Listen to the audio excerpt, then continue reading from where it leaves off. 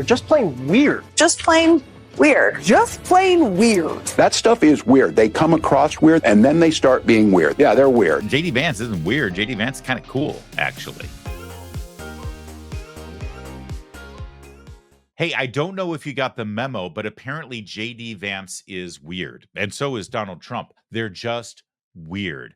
And not wrong on the issues, not mistaken on economic and tax policy, not dangerous on the border and national. No, that's boring. No, they're just weird. And by the way, when I say, did you get the memo? I mean, literally, there had to have been a memo sent out. Like talking points, like, hey, everybody, this is the word of the day. Weird is the word of the day. It's like Pee Wee Herman's Playhouse. The word of the day is weird. And our friends over at Gravy and Tom Elliott has put together a little bit of compilation. This is just in like a 16-hour time span on the corporate-owned legacy propaganda media. Look at how they take their marching orders. Some of what he and his running mate are saying, well, it's just plain weird. These guys are just weird. That's where they are. As weird and creepy as JD Vance. Super weird idea from JD Vance. Yeah, it's not. I mean, it's quite weird. They're just plain weird. Just plain weird. Just plain weird. That stuff is weird. They come across weird, and then they start being weird. Yeah, they're weird. Being a really weird. He's such a weirdo. Donald Trump and his weirdo running mate are weird. Deeply and profoundly weird. They are weird. These Republicans just being weird. It's just weird. It's really weird. Republican weirdness goes even deeper. He said a lot of things that are weird, a weird style that he brings, weird policies. Let's start with the weird thing, because it is a thing. Just plain weird. What was weird was talking about Diet Mountain Dew. Who drinks Diet Mountain Dew? You ever seen the guy laugh? That seems very weird to me, that an adult can go through 6.5 years of being in the public eye. If he has laughed, it's at someone, not with someone. That is weird behavior. Weird and cultish. These are weird people on the other side. He kind of doubled down on his weird ideas. I think weird is probably generous. Simply weird. These guys are just plain weird. Vance as weird. You know, as the campaign said, weird. It really is just plain weird. JD Vance, plain weird. I mean, I don't know how else you could read it. Weird. It is kind of weird. We're not afraid of weird people. The other side, they're just weird. Why are you being so weird? Vance has done something more extreme, more weird. No matter what kind of weird stuff they keep saying. Trump and Vance are just weird, in addition to being dangerous to democracy. That's the weird part that's the most engaging. Whom he addressed as my beautiful Christians, which was super weird. Weird tech bro, JD Vance. He's a weird guy. JD Vance, uneasy and sort of weird. Frankly, for lack of a better word, that he's weird. Sarcastic remarks that aren't even funny, and he kind of shows that he can't really deliver a one-liner. So, Sam, weird is the word here in terms of initial impressions from Vance. Yeah, good job, Grabian. Love those guys. And it's just, well, it's weird when you see them die. I mean, that's what's weird, right? I get unnerved by this, especially the presentation of it. These are people who, do you notice how they think they're clever? That they think that they're the first ones to think of it. That they're in some way being, genuine and intelligent. And hey, it just occurred to me, you know what? He's weird. These are paid professionals whose job it is to express opinions and give analysis of the news, and they can't think for themselves. They're more than willing to do the propaganda work that they've been commanded to do. And so they want this weird thing to stick. Also, by the way, I'm told on pretty good authority that with the Gen Zers, the real young Zoomers, they use the word Ohio as a slang term for weird and odd, which, by the way, as a Michigan man, I totally get and appreciate. Right? Am I right? Go Blue. Kevin, can you verify this? Because you tangle with that age group. Is Ohio like a slang term for weird? Larry, I think, technically I am Gen Z, barely. But you identify as millennial.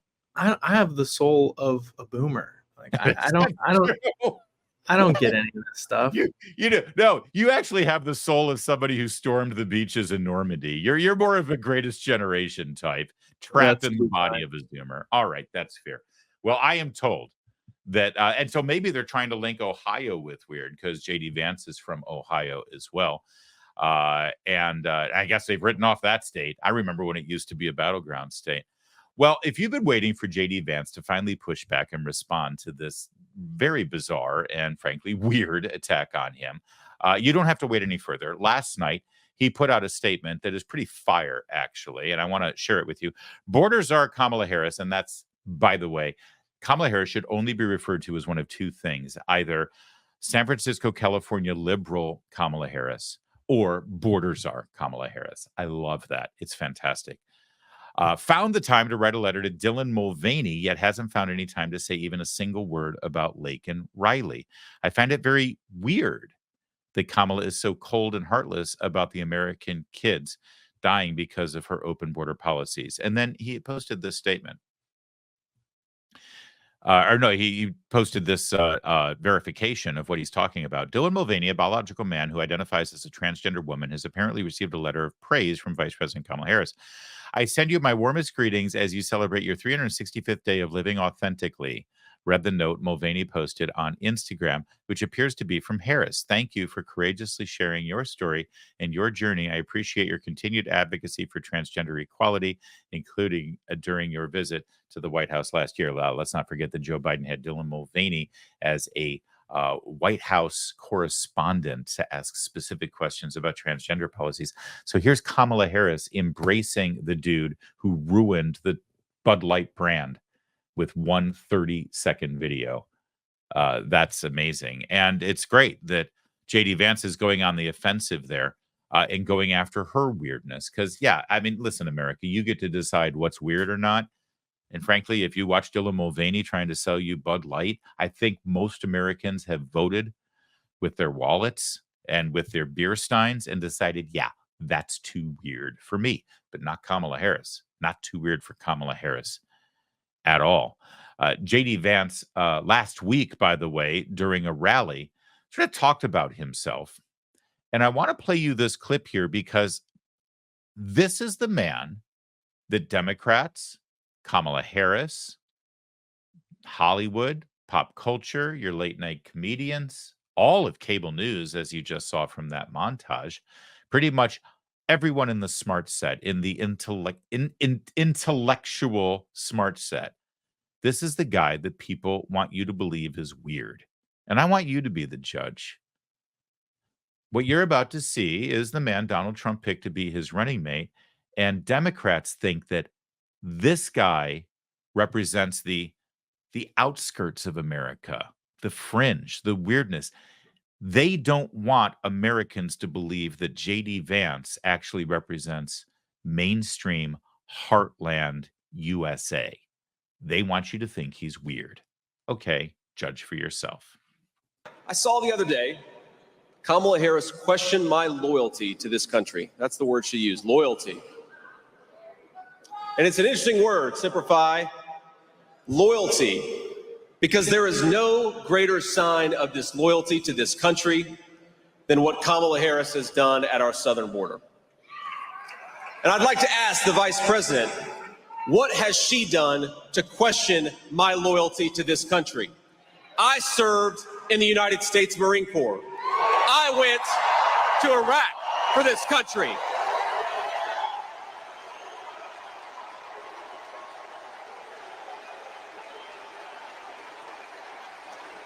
I built a business for this country. And my running mate took a bullet for this country. So my question to Kamala Harris is, what the hell have you done to question our loyalty to the United States of America?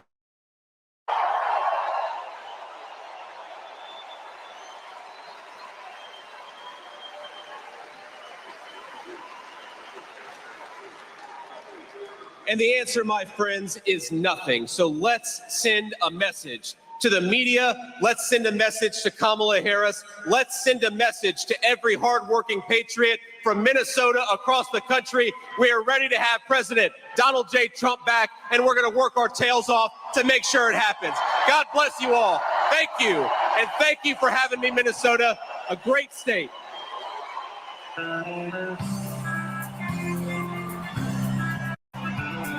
Now, listen, again, I leave it to your judgment. If you think that that is weird, vote accordingly, I suppose.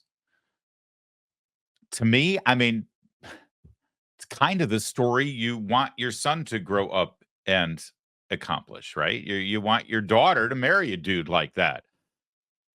JD Vance isn't weird. JD Vance is kind of cool, actually. He sort of embodies exactly what most people would want out of a young man growing up in America, even with the odds against him. And yeah, he fought in Joe Biden's war over in Iraq wearing the uniform. And now they reduce him to being weird. You know why they don't like JD Vance? You know why they call him weird? Because he's saying stuff that they're not used to hearing. He's actually speaking on behalf of all of those forgotten Americans from Western Pennsylvania all the way into Minnesota and down to Oklahoma, who have been left in the dust by the globalist, high-tech, innovative, free trade around the world, don't worry about manufacturing anymore, elites. And he comes from there, and he speaks for them. He's concerned about migration policy. He's concerned about the brain drain that happens in small-town rural America, where people are left behind because all of the young people who got their education there leave and go to urban centers and live on the coast and let those cities literally decay into piles of rust. What about the people who still live there? Barack Obama, Joe Biden, Kamala Harris, and their friends in the media who think that JD Vance is weird, they would just flick their hand and say, they can learn to code. Well, JD Vance actually cares about those people. He talks about those people. He talks with those people. He talks for those people. Now, you can call that weird if you want. Go ahead. I think it's pretty cool. And I think it's also pretty American. Now, the media has been exposed, though, as the propagandists they are with their constant repetition of weird, weird, weird, weird. And so, of course, they're scrambling now. And they have to cover and they have to figure out, we didn't get talking points or anything. We didn't get a memo. We weren't all given marching orders. We're not all repeating the same thing because we were told to. No. You want to know where it came from? You want to know where the whole weird thing came from? I mean, part of the reason why so many people love you, I mean, is because you've basically made weird happen. And everybody's echoing their weird, how they talk about this is weird. You stuck this label onto Trump and JD Vance. It's really taken off. And the campaign is using it. Surrogates are using it. It's pretty simple. Well, look, you're seeing that. And this observation of weird came from people I know, my friends, my relatives, Republicans, some of them, that this is just awkward. They're awkward. And it stems from who's asking for this crazy stuff? Who's asking to raise the price of insulin? Who's asking to get rid of birth control? They do these focus groups or whatever. Who's sitting in a bar in Racine, Wisconsin saying, we need to ban Animal Farm? Nobody is. They're talking about real things. So so it's Republicans who came up with the weird thing. Yeah. Oh, we learned it from Republicans. Really, can you name them? Republican friends of mine. Tim Walz doesn't have any Republican friends, I assure you. But what's interesting here, and not being noted by other people in the media, so I'll go ahead and note it for you because that's why you come here. Tim Walz is now a leading advocate for the Kamala Harris campaign. He's the governor from Minnesota, right? He's the one who they threw out to Jen Psaki to try to get there. Why? Suddenly, he's on the short list of potential vice presidential candidates for Kamala Harris. Why? We're told that Kamala Harris wants to accomplish several things with her running mate choice. She wants to get a white guy because, that's how they think. Oh, we got to fill a slot and check a box. And I'm a woman of color, so let's get a white guy. Okay? So it's going to be a white guy, and it's going to be from a state that they're worried about. We're told it could be Mark Kelly in Arizona. It could be Josh Shapiro in Wisconsin. It could be the governor of North Carolina, although I think that they've written off North Carolina at this point. It's unsalvageable. Or they're telling us this guy from Minnesota. Well, that's weird, isn't it? Since when is Minnesota such an important state? We mentioned this yesterday that they keep counting Minnesota as a border state or as a battleground state. And Minnesota literally hasn't voted for a Republican since 1972. So why in the hell do they need Tim Walz? What does he represent? I assure you, as somebody from Michigan, Minnesota people aren't like Michigan, Ohio, Wisconsin, and Pennsylvania. It's a very different state. So to think that having him is going to shore up Western Pennsylvania, nah, sorry about that. So why Minnesota? Why Minnesota? Why Minnesota? Well, I have a hunch. I have an idea. I have a guess. Which brings us back to the clip I just showed you, that really effective rally that JD Vance held, where he was going on and on about his career and challenging Kamala Harris. This was in the first week after the convention where they sent JD Vance out there to do a rally all by himself. Did you notice where it was? Send a message to the media. Let's send a message to Kamala Harris. Let's send a message to every hardworking patriot from Minnesota across the country. We are ready to have President Donald J. Trump back, and we're going to work our tails off to make sure it happens. God bless you all. Thank you. And thank you for having me, Minnesota, a great state. I think they're worried about Minnesota. I think they're kind of panicked about Minnesota. And that's why they send him out there to make fun of JD Vance and call him weird. And when they can't get the governor of Minnesota, they get an odious left-wing political commentator like Molly Jong Fast. On MSNBC, she took the weird thing one extra step. You know, JD Vance is worried about the downfall of the American family. He's worried that we're not having enough babies to support the social structure, not just the government social structure of Medicare and Social Security and getting taxpayers in there, but also about these towns, these communities that have been built and have been standing for over 100 years in the Midwest that are just decaying. Again, like I said, because of the Great Migration policy, you've got young people going out of state to get their college education and staying and never coming back and bringing back their education and bringing back the things that they've learned and the skills that they've learned to help keep those cities thriving. And how do you keep those cities thriving? You got to have kids. You got to have babies. And there seems to be a policy from abortion all the way down to embracing transgender and gender dysphoria as a valued policy of the left that actually undercuts the idea of human beings procreating. And this doesn't take a great, visionary to understand. Look at Western Europe. They've gone down this path already. And their birth rates are cratering. So JD Vance talks about that and talks about the embrace that the left has of the childless society, pointing out that that leads us to financial and cultural doom. So enter Molly Jong Fast to tell you, oh, yeah, that's really racist. Haven't found the right partner. And Molly, the stats are there. More and more Americans choosing not to have kids, which again emphasizes why JD Vance's comments about childless Americans, childless cat ladies, could be so politically damaging. Well, so what's interesting is this natalism that comes from an authoritarian playbook, right? That there need to be more white children, right? That's the idea that there's, this is about great replacement theory, racism, right? This is what this is. So do you ever wonder if when they're putting together their talking points for a television show like this, that they basically sort of use a Mad Libs formula? And they've got blanks. This is blank, and it comes from blank, and it's really all about blank. And they basically just constantly fill in the same 8 words: authoritarianism, racism, great replacement theory, white supremacy. Just juggle the words up, throw them back down in the Mad Libs form, and you've got your answer. But I just want to point out, once again, this idea, oh, no, it's not about having babies. It's about having white babies. That's why JD Vance is so incredibly dangerous. JD Vance is if he is a white supremacist, he is the worst possible white supremacist. This is a man who has gone out of his way to bring into the world, not 1, not 2, 3 mixed race children. I mean, if he's a white supremacist and only cares about white babies, why in the hell did he deliberately choose to bring in 3 mixed race babies? What does he loathe his own children because of their dirty blood? What is wrong with these people? Well, I'll answer the question. They're insidious, evil morons is what they are. And the moron part, I'm being generous. I'm going to be generous and think that she's just stupid and she can't put two and two together to recognize that it's pretty hard for JD Vance to be a white nationalist if he's married to a woman of color and brought babies into this world who are children of color.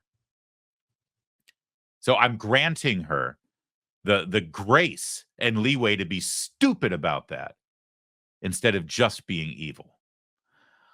I'm going to let our buddy Brian Kilmeade on Fox and Friends this morning wrap up the whole idea of JD Vance is weird. I think he had a really, really good reaction to the JD Vance is weird thing. By the way, it shouldn't be lost on any of us that this woman right here, she's the one that the left thinks is normal. JD Vance, Marine, Yale graduate, business owner, U.S. Senator, he's weird. This woman, normal. All right, let's go to Kilmeade. They said that Governor Tim Walz said it first. This is the theory. And they said, people say, I'm sure they've been poll tested, and maybe that's traditional. But no, it wasn't working. Saying Trump's a threat to democracy. Because no one thinks that. There are people that don't like him that think that, but you're not winning over independents. Because they don't understand. It wasn't resonating. So they say you're trying to scare people. You try to put him in court. You try to put him in jail. That didn't work. Then you said he's a threat to democracy. That wasn't effective. So now you go, okay, why don't we just say they're weird? I have news for you. There's a lot of people in America who go, you know what? I'm a little weird. My friend's a little weird. My parents are a little weird. So I don't So I'm going to vote for the weird guy? Right, yeah. I'm like, I kind of relate to somebody that's not perfect, a little quirky. We already know you cannot define Donald Trump to anybody on this planet. They've already made their opinion. And for JD Vance, maybe this is an approach to him, but you saw the movie, you read the book, you know about his upbringing, you watched him run for Senate, you've seen him for 6 years or to a year and a half, but you watch him run for 1. So I don't know how much weird is there. I rewatched it this weekend. I love this movie, and I love his story. It's number 7 on Netflix. So a lot of people are watching Hillbilly Elegy right now. But I think that whole talking point is what's weird. It's such a strange, childish word to use to describe a candidate you're running against. Do you think that's effective? Is anyone going to say, oh, I'm not going to vote for that guy because everyone says he's weird? Look at, remember the Bowery Boys? Saturday mornings used to air. What am I, 80? Remember Sachin, right? And what's the other guy? Muggsy? Well, yeah, but almost everybody that we watched on television growing up was quirky and weird. That's what made him special, right? We're starting then. And so I just think that weird is cool. All right. Well, I don't know about the Bowery Boys reference there, but I will agree with Kilmeade on this, and we'll leave it at this. If what Donald Trump and JD Vance and the Republican Party laid out for us at the Republican National Convention in Milwaukee is weird, first take it from the source. Who's calling it weird? The leftists are calling it weird. The leftists who, as JD Vance pointed out, are embracing JD Mulvaney as a hero. Excuse me, JD Mulvaney. Embracing Dylan Mulvaney as a hero and celebrating Drag Queen Story Hour. And Pete Buttigieg going on a whites-only Zoom call telling guys that they got to vote for Kamala so that they have more freedom thanks to abortion. Now, those are the people who are calling us weird for our ideas, our policies, and a way of governing that actually kept us safe and peaceful and prosperous for 4 years until Joe Biden and his Democrats ruined it all. They think we're weird. And if that's true, and if that's the case, and they get to redefine words in our culture because they're the left after all, then fine. Call me weird. Whatever. As long as we win.